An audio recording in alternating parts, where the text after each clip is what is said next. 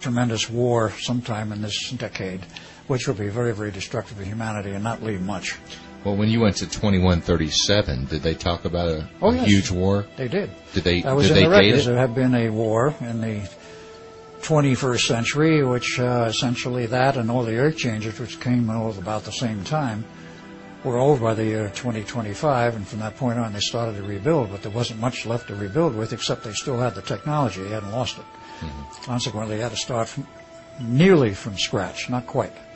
If it hadn't been for the nuclear subs with their optical discs, if it hadn't been for the fact that some cities were unscathed and had a basis of technology and manufacturing left so they could rebuild the rest of what they wanted, there would have been a much worse situation.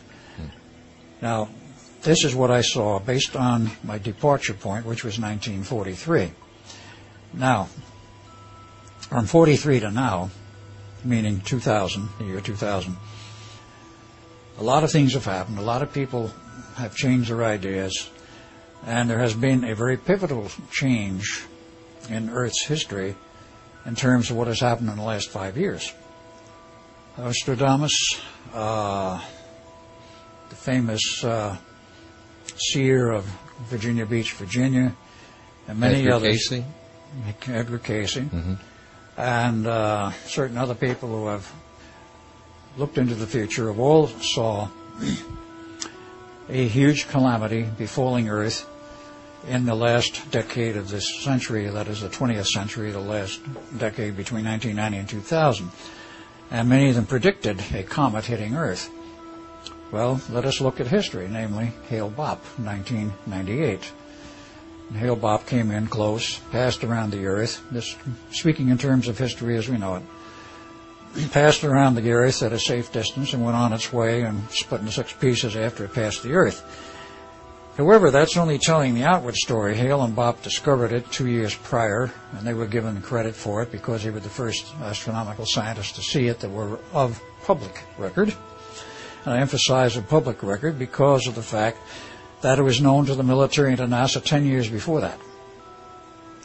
Hale-Bopp was the largest comet ever to enter our system, and it was followed by an object behind it, which was denied by all of the media and by all of the scientific groups because they didn't want the public to know what was going on. Hale-Bopp, of course, we have good computers today, and speaking of 1997, 98, they predicted the course of the comet, of course. And the first one said pass near the Earth but around it. Then they noticed there was a course correction. And they said, oh, it's going to come much closer to the Earth. And there was another course correction. At what point, I don't know, because I have not had access to all of the records. Only a certain friend of mine who was involved in this project knew.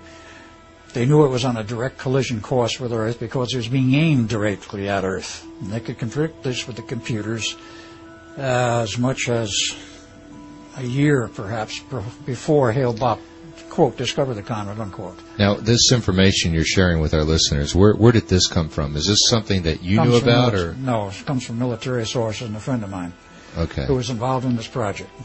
That was a project to blow up Hale-Bopp. Montauk, Mm-hmm. which was called Operation Sky Pebbles. It was an Air Force project.